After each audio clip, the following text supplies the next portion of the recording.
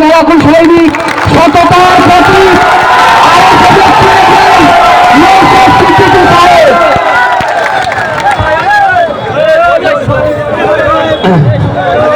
এটা কি হোস্টেল নাকি? আচ্ছা আচ্ছা,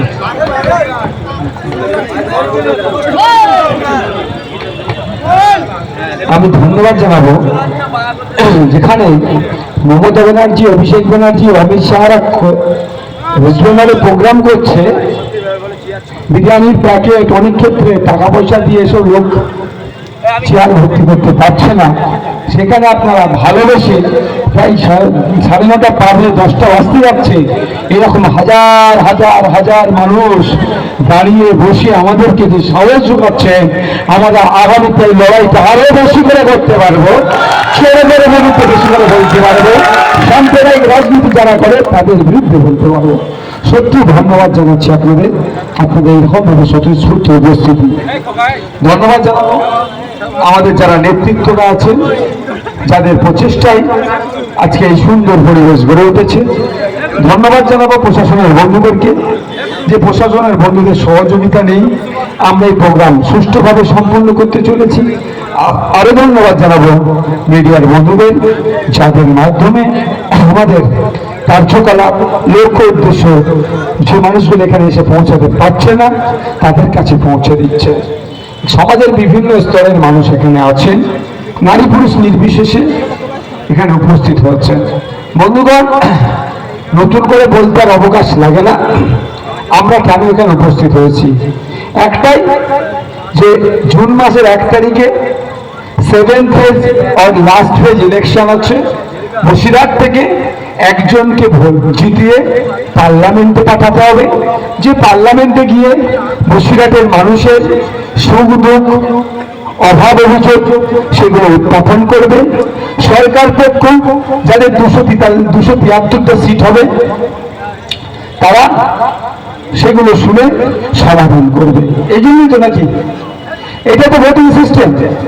কিন্তু দুঃখের বিষয় ব্যাপারটা হচ্ছে এই 1 তারিখে ভোট আছে, সিপিএম কংগ্রেস, বিজেপি, তৃণমূল যে যার মতো করে মিষ্টি মিষ্টি কথা বলে আমাদের ভোটগুলোকে নিয়ে কিন্তু ইতিপূর্বে চলে গিয়েছে।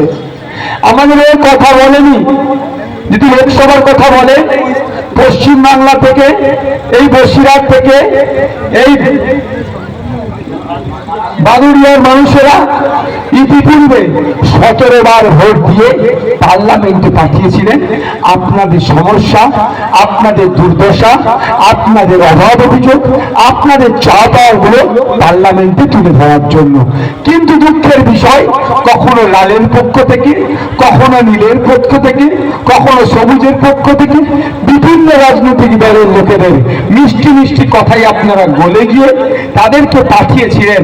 কিন্তু এন্ড অফ দ্য ডে তারা কি হয়েছে, তারা দিনের শেষে মাস গেলে একটা মোটা অংশের সাম্মানিক ভাতা নিয়েছে, 5 বছর শেষ হলে তারা মোটা অংশের একটা পেনশন পাচ্ছে। কিন্তু আজকে বাদুড়িয়ার মানুষেরা, বসিরহাটের মানুষেরা, হিঙ্গলগঞ্জের মানুষেরা, সন্দেশখালী মিনাখা থেকে শুরু করে এই অর্থ চত্বরের মানুষের যে অভাব, অভিযোগ, যে চাওয়া পাওয়া, দুর্দশার কথাগুলো ঠিকঠাক পার্লামেন্টে উত্থাপন হলো না এবং সমাধান হলো না। তাই বললো এটা একটা ছোটখাটো নির্বাচন নয়। এই নির্বাচনটা আপনাকে আমাকে ভাবতে হবে কিসের জন্য ভোটাভুটি হচ্ছে, কেন ভোটটা দেবো, এই ভোটে আপনার লাভটা কি, আপনার লসটা কি। অবশ্যই এই ভোটটা আপনার ভোট। আপনাকে ভাবতে হবে আপনার কথা পার্লামেন্টে কে তুলবে, আপনার সমস্যা পার্লামেন্টে কে তুলবে, যে তুলবে তাকে ভোটটা দেন। বিজেপি রেখাপাত্র অনেক মিষ্টি মিষ্টি কথা বলছেন, শুভেন্দু বাবু এসে অনেক কথা বলে গেলেন, মমতা দিদি এসে অনেক কথা বলছেন, সিপিএম এর পক্ষ থেকে অনেক কথা বলছেন। কিন্তু এদের প্রত্যেককে আমি প্রশ্ন রাখি, একজন বাংলায় 34 বছর শাসন করেছে, একজন বাংলায় 13 বছর শাসন করছে, আর একজন 10 বছর দেশ শাসন করছে। এখনো কেন ইচ্ছামতির উপরে 30টা ইনকাম কমপ্লিট হলো না কেন? এই 3টে সরকারকে জবাব দেবেন, তারপরে তারা নতুন করে ভোট চাইবে। নেতাদের জবাব নিতে হবে। একটা এমপির কাজ কি? পার্লামেন্টে গিয়ে আপনার সমস্যাটাকে তুলে ধরা। এখানে যারা আছেন আপনাদের রুজি রুটির কি কিসে নির্ভর করছে? কিসে কিসে বলুন? কৃষিকাজ। হ্যাঁ, আচ্ছা আচ্ছা, সেলাই কাজও আছে কিছু।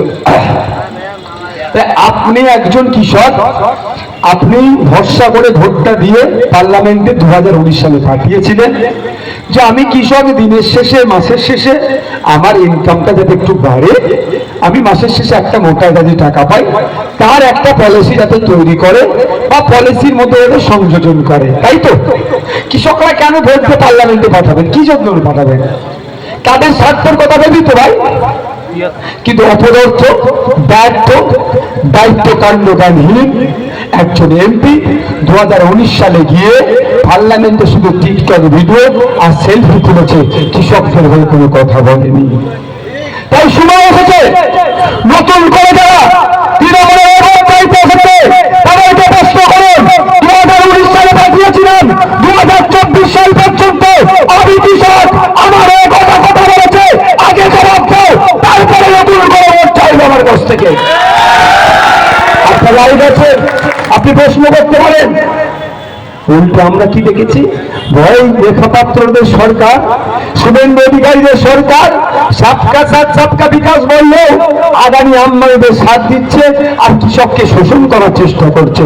আর যে কৃষক শোষণ হচ্ছে, হিন্দু, দলিত, আদিবাসী, পিছড়ে বর্গের মুসলিম সমাজের কৃষকরা আজকে শোষিত হবে।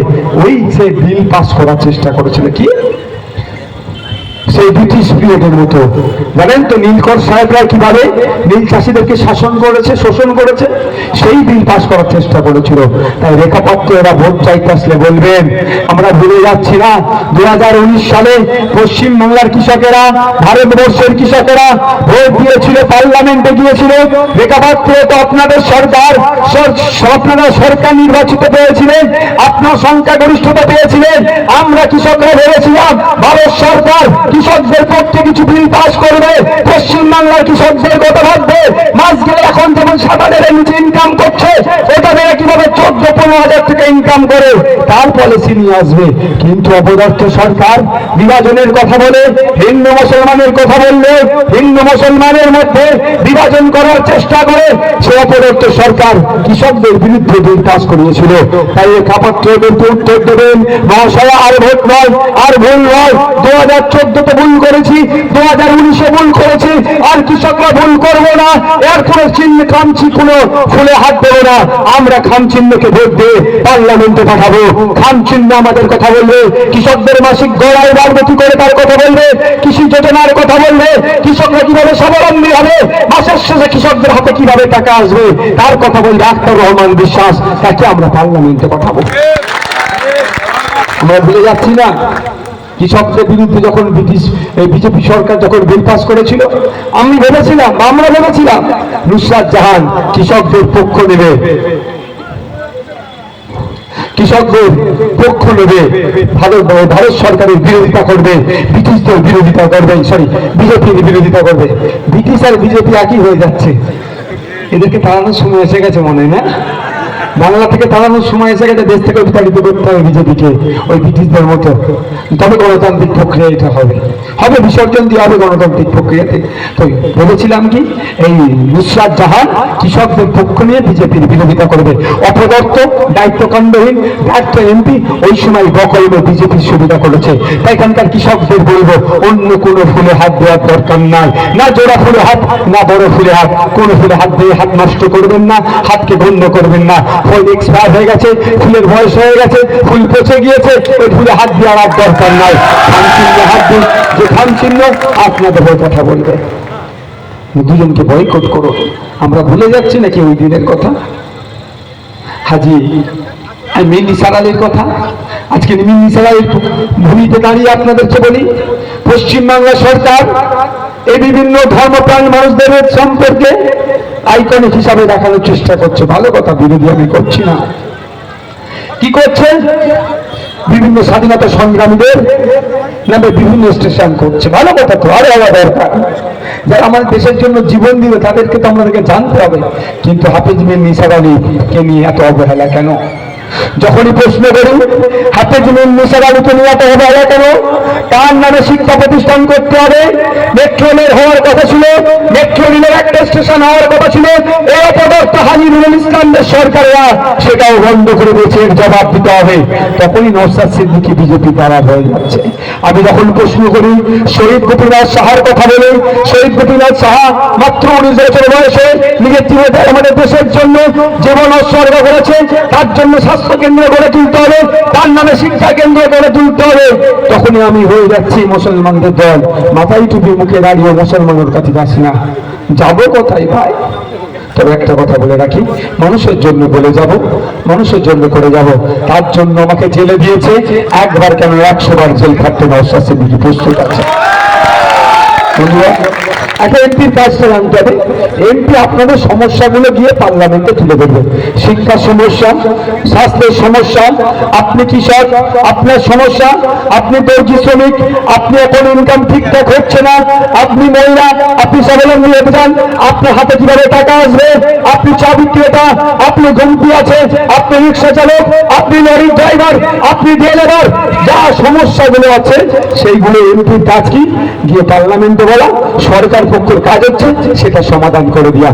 এই ব্যর্থ এমপি একটাও করেনি, আপনাদের হয়ে কথা বলেনি, কোনো কথা বলেনি। আর একটা কি, 1 বছর একটা এমপি 5 কোটি পায়, 5 বছর তাহলে কত হচ্ছে 25 কোটি টাকা। কোথায় কোথায় খরচ করেছে এমপি, যদি সৎ সাহস থাকে সে দেখাক।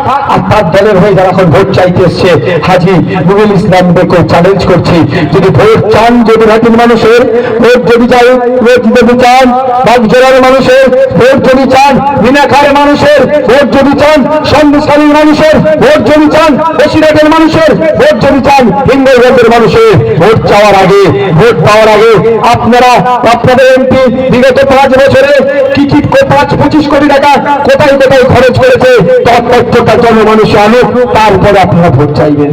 আপনাদের উন্নয়নের জন্য 1 বছরে 5 কোটি, 5 বছরে 25 কোটি টাকা কোথায় গেল ভাই, কোথায় গেল?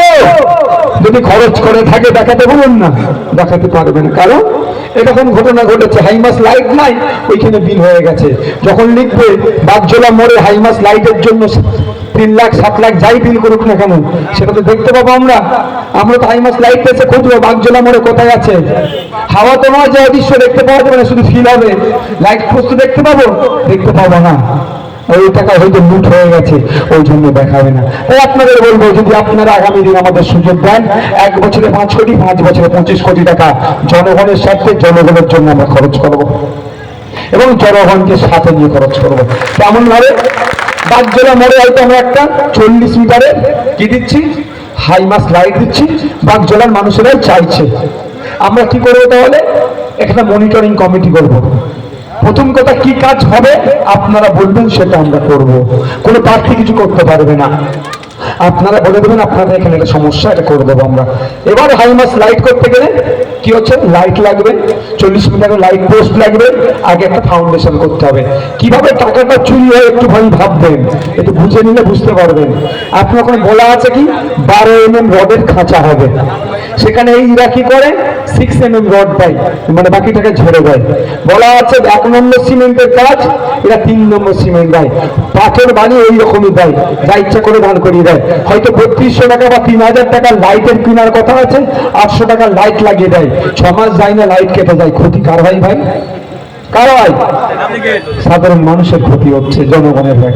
তো আমরা ওইটা হতে দেবো না। যে কাজ হবে তার শিডিউল ঝুলবে, শিডিউলে লেখা থাকবে কি কোম্পানির লাইট হবে, কত mm রড, কি কোম্পানির সিমেন্ট, কতটা বের হবে, কত মিটার হবে, টোটালটা লেখা থাকবে। আর ওই কাজটা ঠিকঠাক হচ্ছে কি না হচ্ছে না, এই বাগজোলা এলাকার শুভবুদ্ধি সম্পূর্ণ মানুষকে কমিটি একটা হবে, তার মধ্যে রাখা হবে নজরদারি কমিটি যাকে বলা হয়, মনিটরিং কমিটি করব।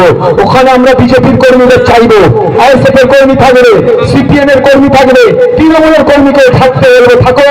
তাই এই কাজ আমরা করবো আমাদের এমপি লাটের টাকা দিয়ে, কোনো না দুর্নীতি হয়। দুর্নীতি হলে তোমরা ধরে দাও, আমরা স্বচ্ছভাবে কাজ করতে চাই। পারবে তৃণমূল? সাহস আছে ওদের জনগণের সামনে কাজ করা? করলে তো দলটাই বন্ধ হয়ে যাবে, কারণ লুটতে পারবে না। তাই বন্ধু করে আমরা এই কাজটা আপনাদের জন্য করবো। এটা এমপি পঞ্চায়েত আর লোকসভার দুটো আলাদা। ওখানে শুধু স্টেট পুলিশ ছিল, এখানে সেন্ট্রাল ফোর্স দিয়ে লাল করে দেবে।